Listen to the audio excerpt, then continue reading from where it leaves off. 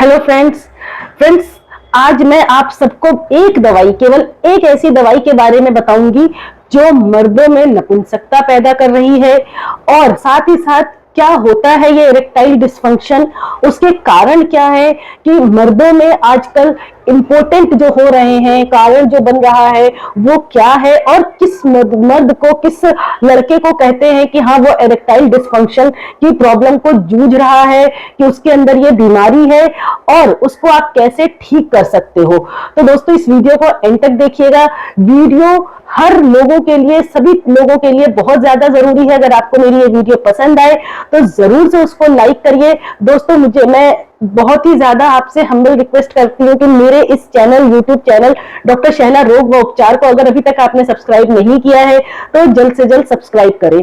तो दोस्तों सबसे पहली बात तो आपको पता होना चाहिए कि व्हाट इज इरेक्टाइल डिसफंक्शन। कारण से पहले आपको मालूम होना चाहिए कि होता क्या है इरेक्टाइल डिसफंक्शन। तो यदि मर्दों का, जो पुरुष का पेनिस है, अगर उसमें इतनी टाइटनेस ना हो कि वो संभोग कर सके तो उसे हम कहते हैं इरेक्टाइल डिसफंक्शन। अब सबसे पहले कारण जानने से पहले आपको पता होना चाहिए कि जब सेक्सुअल एक्टिविटी होती है तो उसके कौन कौन से फेजेस होते हैं। जो सबसे पहला फेज है वो है लिबिडो। लिबिडो मीन्स अगर चाहत ही नहीं हो रही है, अगर आपका अंदर से इच्छा ही नहीं हो रही है तो फिर आपका इरेक्शन नहीं होता है। दूसरा जो उसका फेज है वो है इरेक्शन। मतलब if erection is not proper then it is called erectile dysfunction. मतलब इरेक्शन अच्छा नहीं हो पा रहा है, इरेक्शन सही से नहीं हो पा रहा है, जिसकी वजह से आप इरेक्टाइल डिसफंक्शन के बीमारी के से जूझ रहे हो, उसे कहते हैं। जो तीसरा का होता है आपका फेज ड्यूरिंग सेक्सुअल एक्टिविटी वो है आपका पेनिट्रेशन। मींस इरेक्शन हो रहा है बट इतना इरेक्शन नहीं हो पा रहा है जितना कि आपको पेनिट्रेशन के लिए जरूरी है। तो not enough erection able to penetrate, ठीक है। और जो चौथा सेक्सुअल एक्टिविटी का फेज है वो है आपका इजैकुलेशन आफ्टर इंटरकोर्स। तो अब मैं आपको बताऊंगी कि कब लड़कों में, यंग एडल्ट में कौन सी एज है जिस समय वो सेक्सुअली एक्टिव होते हैं और फिर वो धीरे धीरे बढ़ता रहता है एज के हिसाब से। जो एज होती है बॉयज में वो है 12 से 14 साल की एज। उस समय उनका जो सेक्सुअल एक्टिविटी होती है या सेक्सुअली वो एक्टिव होना शुरू हो जाते हैं और फिर ये धीरे धीरे बढ़ता जाता है। उनका जो टेस्टोस्टेरोन का हार्मोन का लेवल है वो बढ़ता है, जिसकी वजह से उनकी जो चाहत होती है वो बढ़ती जाती है। तो दोस्तों अब मैं आपको बताती हूँ कि जो कारण होते हैं। अच्छा, यहाँ पे एक चीज आपको और मालूम होना चाहिए कि कारण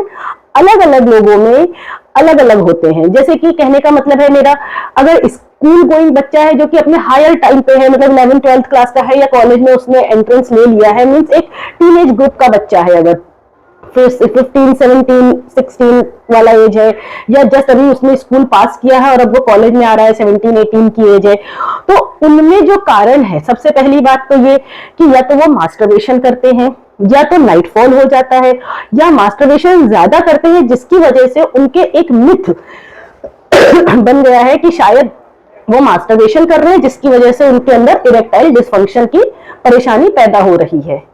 और जो एक और कॉज है वो है आपका या तो कोई ऐसी सेक्सुअल स्टोरीज पढ़ना या मोबाइल में सेक्सुअल एक्टिविटीज वाली वीडियोस वगैरह देखना। तो उसको देख करके उनके अंदर ये मिथ हो गया है पैदा कि जैसे मान लीजिए आपने एक कोई ऐसी मूवी देखा या कुछ ऐसा देखा जिसमें कि आपने देखा कि उनमें तो 15-15 मिनट तक एक्टिविटी करते हैं वो लोग, उनका तो मतलब इरेक्शन 15 मिनट तक रहता है, और आपका उसकी वजह से, देखने की वजह से उस वीडियो को या स्टोरी की वजह से आपके अंदर खुद ये एक डिप्रेशन बनाता है, डिप्रेशन का कॉज बनता है, जिसकी वजह से आप भी इरेक्टाइल डिसफंक्शन का सोचना शुरू कर देते हो कि आपके अंदर शायद कोई कमी है जिसकी वजह से आप इरेक्टाइल डिसफंक्शन हो। बट यहां पे मैं आपको क्लियर कर दूं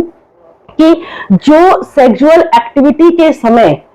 आपका जो पूरा फेज है, जो चारों फेजेस मैंने बताए, वो सिर्फ 1 से 1.5 मिनट या मैक्सिमम 2 मिनट का होता है, normal time of erection and ejaculation का। अगर आपका 1 से 1.5 मिनट या 2 मिनट का है तो you are completely absolutely okay fine, कोई बीमारी नहीं है आपके अंदर इरेक्टाइल डिस्फंक्शन की। तो सबसे पहले जो यंग बच्चे हैं हमारे, उनको ये पता होना चाहिए कि ये आपका सिर्फ और सिर्फ मास्टरबेशन या नाइटफॉल सेमिनल फ्लूइड होता है जो कि आपकी बॉडी में बन रहा है, तो उसको ऑब्वियस सी बात है वो ऑटोमेटिकली निकलने की कोशिश करेगा, या आप खुद से उसे निकाल रहे हो तो उसकी वजह से आप कभी भी इरेक्टाइल डिस्फंक्शन की कैटेगरी में नहीं अपने आप को शामिल करना। ठीक है, सबसे पहले तो ये आप अपने दिमाग को क्लीन करो। अब बात आती है जो मैरिड यंग कपल है। अब जैसे मान लीजिए हमारे पास जो पेशेंट आते हैं, यंग पेशेंट है, न्यूली मैरिड है, बट कंप्लेंट क्या लेकर के आते हैं कि भाई इनको इरेक्शन नहीं हो पाता है, अच्छे से सेटिस्फाई नहीं कर पाते हैं। तो यहां पर आपको ये चीज मालूम होना चाहिए कि जब डॉक्टर सारी जांचें कराता है,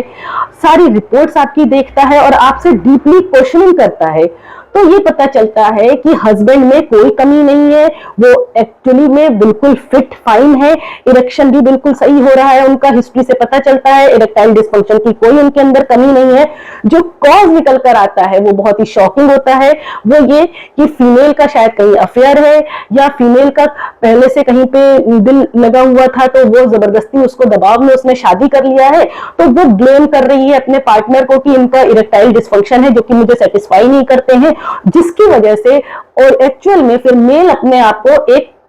इरेक्टाइल डिस्फंक्शन का कॉज या बीमार समझना शुरू कर देता है। तो ये चीज तो आपने क्लियर कर लिया। ठीक है, अब बात आती है कि वो मेल्स जो कि मल्टीनेशनल कंपनीज वगैरह में जॉब कर रहे हैं, जिनका बहुत ही ज्यादा ट्रैवलिंग होता है, जो अपने आप को अकेला फील करते हैं और बहुत ही यंग एज में वो सेक्सुअल एक्टिविटी करते हैं, और जब उनका मतलब जब सही टाइम आता है जैसे कि शादी होने के बाद, तो वो इतना ज्यादा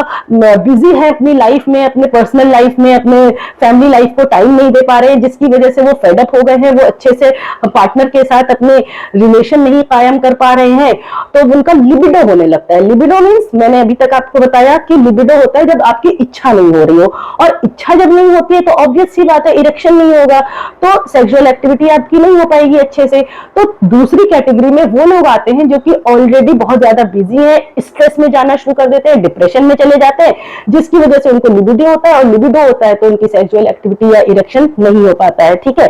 अब तीसरी कैटेगरी आती है जो वाकई में पहले सब कुछ उनके अंदर नॉर्मल था, दोनों पार्टनर बिल्कुल हेल्दी थे, नॉर्मल था, सेक्सुअल एक्टिविटी भी अच्छे से हो रही थी, इरेक्शन वगैरह भी अच्छे से हो रहा था, लेकिन बाद में उनके अंदर कमियां आना शुरू हो गई। तो जब हिस्ट्री ली जाती है तो वाकई पता चलता है कि cause of erectile dysfunction is diabetes, hypertension या हार्ट डिजीज। तो ऐसे में पेशेंट हिस्ट्री क्या देगा, जब हम बहुत डीपली क्वेश्चनिंग करते हैं तो पता चलता है कि मीठा बहुत खाने का मन करता है, प्यास बहुत लगती है, पेशाब बहुत ज्यादा आता है, सेक्सुअल एक्टिविटी करते समय हाफ जाते हैं, पसीना आ जाता है, मुंह सूखने लगता है, या थक जाते हैं, बहुत ज्यादा एग्जॉस्ट फील करते हैं, फटीग रहते हैं, चिड़चिड़े होते जा रहे हैं। तो जब हम इस कॉज को जो कि आपका डायबिटीज है, हाइपरटेंशन है या हार्ट की प्रॉब्लम है रूल आउट करते हैं, तो धीरे धीरे आपकी जब ये चीजें ठीक होती हैं, ये कॉज बना रहा है आपका इरेक्टाइल डिस्फंक्शन का, जब हम इसको ठीक कर देते हैं तो मेल एकदम हैप्पी होते हैं और ठीक हो जाते हैं, और उनको इरेक्टाइल डिस्फंक्शन की जो परेशानी उन्हें महसूस हो रहा था कि हो रही है वो नहीं होती है, वो एकदम ठीक हो जाते हैं। अब यहाँ पे सबसे पहले आप लोगों को पता होना चाहिए कि जब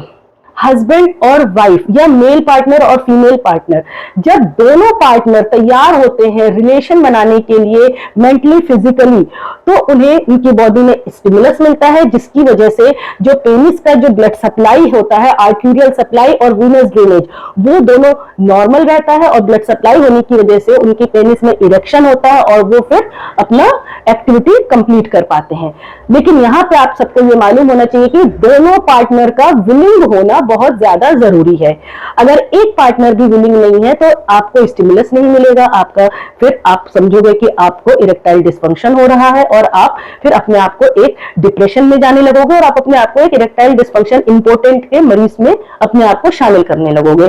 अब मैं यहाँ पे बात करूंगी कि कौन सी वो दवाई है जो कि मेल्स में इरेक्टाइल डिस्फंक्शन का कारण बन रही है। दोस्तों, सबसे पहली बात तो ये दवाई उन लोगों को दी जाती है जिनको ब्लड सप्लाई सही नहीं है। जब ब्लड सप्लाई पेनिस की सही नहीं होती है तो इरेक्शन नहीं हो पाता, और इरेक्शन नहीं हो पाता है तो सेक्सुअल एक्टिविटी अच्छे से नहीं हो पाती है। तो ये जो दवाई का नाम मैं बता रही हूँ, ये आपकी ब्लड सप्लाई को इंप्रूव करता है, देन ऑटोमेटिकली आपका इरेक्शन बेटर होता है, देन आप अपनी एक्टिविटी कंप्लीट कर पाते हो। तो वो जो मेडिसिन है वो है आपकी वियाग्रा, जो कि सिल्डेनाफिल या टेडेनाफिल के नाम से भी मिलती है। अगर normal healthy couple, young couple इस मेडिसिन का इस्तेमाल करता है तो चूंकि उसकी तो ब्लड सप्लाई सही है, बस ये है कि उसको जो है कि स्टिमुलस भी अच्छा आ रहा है, सब कुछ है, वो बस अपने आप को प्लेजर के लिए और एक्स्ट्रा प्लेजर के लिए, ताकि वो और टाइम को अपना बढ़ा सके और प्लेजर मिल सके उसे, उसके लिए वो टैबलेट खाता है। और जब टैबलेट खाता है तो ऑटोमेटिकली उसको रिवर्स एक जो कहते हैं कि रिवर्स एक्शन देखने को मिलता है कि जब एक बार पेनिस में इरेक्शन हो गया तो वो फिर मतलब कहते हैं कि इरेक्शन खत्म ही नहीं होता है, बहुत देर तक उसका इरेक्शन रहता है, बहुत पेनफुल इरेक्शन रहता है, और ये एक इमरजेंसी कंडीशन होती है, इसको हम प्रायोटिज्म कहते हैं। अगर इस कंडीशन में इरेक्शन खत्म नहीं हो रहा है तो बहुत इमरजेंसी है, ऐसे में पेशेंट को, लड़के को, मेल को फौरन इमरजेंसी में सर्जरी करानी पड़ती है, और वो परमानेंट इंपोर्टेंट होने के भी चांसेस होते हैं उसके, कि वो हमेशा के लिए फिर उसको इरेक्शन खत्म हो जाता है। तो ये मेडिसिन बहुत संभल के आपको खानी चाहिए, बिना डॉक्टर के राय के नहीं खानी चाहिए। ये मेडिसिन उन मेल ओल्ड एज पेशेंट्स को देते हैं जिनकी ब्लड सप्लाई सही नहीं हो रही है, क्योंकि ये मेडिसिन जो है ब्लड सप्लाई को सही करता है और उसके बाद इरेक्शन में हेल्पफुल होता है। अब दूसरी चीज आती है इंजेक्शन। इंजेक्शन भी हम उन मेल पेशेंट को, ओल्ड पेशेंट को लगाते हैं, राय देते हैं जिनकी जो रूट ऑफ द पेनिस में कोई प्रॉब्लम होती है, तो ये इंजेक्शन पेपरवेरिन का या फिल्टेनरविल का, दोनों इंजेक्शन को मिला करके रूट ऑफ द पेनिस पे लगाने के लिए बोलते हैं, उससे उनका इरेक्शन अच्छा होता है और फिर वो अपनी एक्टिविटी कर पाते हैं। लेकिन अगर यही इंजेक्शन जो ओल्ड एज को दिया गया है, घर में दादा को दिया गया है कि भाई आप यूज करिए उस चीज को, और अगर किसी यंग उसके पोते ने लगा लिया तो ऑब्वियस सी बात है बहुत ही सीवियर वाला इरेक्शन होगा, पेनफुल इरेक्शन होगा, बाप रे बाप वाली हाल होती है इसमें, मरीज चीखता है, चिल्लाता है, और फिर इमरजेंसी में उसको सर्जरी करनी पड़ती है और वो फिर इंपोर्टेंट हो जाता है परमानेंटली।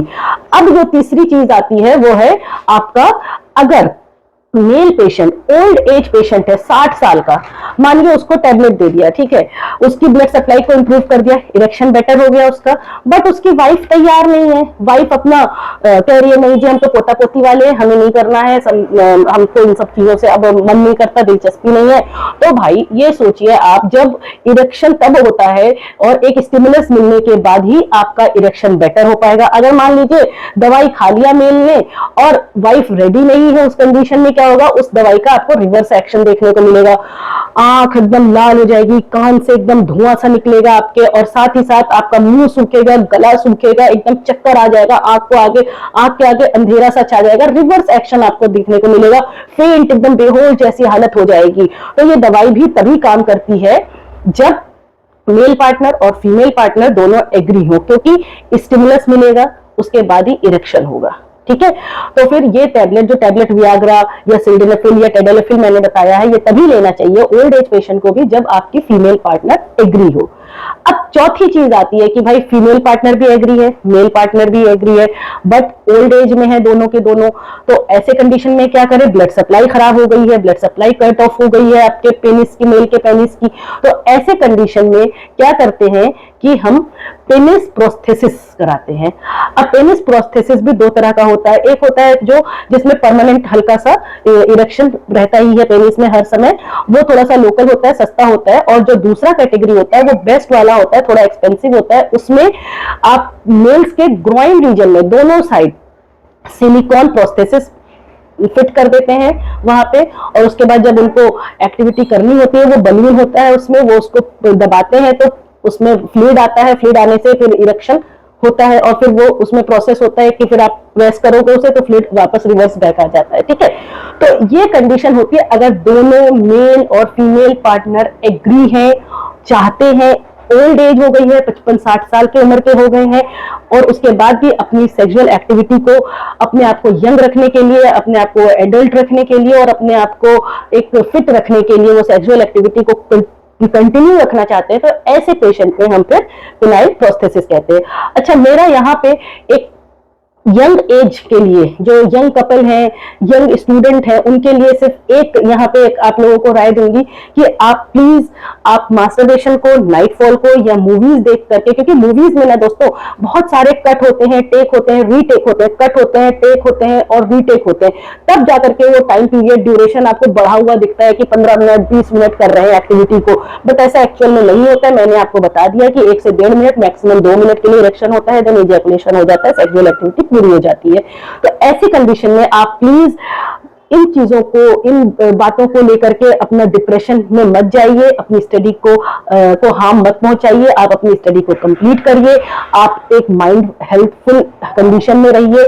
और आप कभी भी किसी भी चीज के लिए झिझकिए नहीं, अपने डॉक्टर से पूरा खुल करके बात करिए। अगर वाकई में आपको इरेक्टाइल डिस्फंक्शन हो रहा है तो डॉक्टर आपको उसकी दवाई बताइए, आप दवाई ले लीजिए, बट बिला वजह का आप ये वियाग्रा या इस तरह की टैबलेट या कहीं पे एडवर्टीजमेंट लगा हुआ है कि सेक्स रोगी आकर के मिले, और उसके अलावा जैसे ये आपका हकीम शफा दवाखाना या आपका कई तरह के जो एडवर्टीजमेंट अमरोहा में, अलीगढ़ में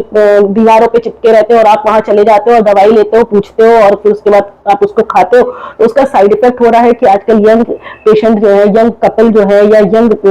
स्टूडेंट्स वगैरह जो है वो इम्पोर्टेंट की तरफ जा रहे हैं या मेंटली डिस्टर्ब हो जा रहे हैं उस चीज को लेकर के, और फिर उसका जो रिवर्स एक्शन हमें ये देखने को मिल रहा है कि वो इरेक्टाइल डिस्फंक्शन के मरीज होते जा रहे हैं। तो मेरा आप सबसे यही एक रिक्वेस्ट है कि प्लीज इन सब चीजों के चक्कर में मत पड़िए, आप अपने आप को एक हेल्दी और नॉर्मल पर्सन की तरह बिहेव करिए। आप डेफिनेटली हेल्दी पर्सन हो।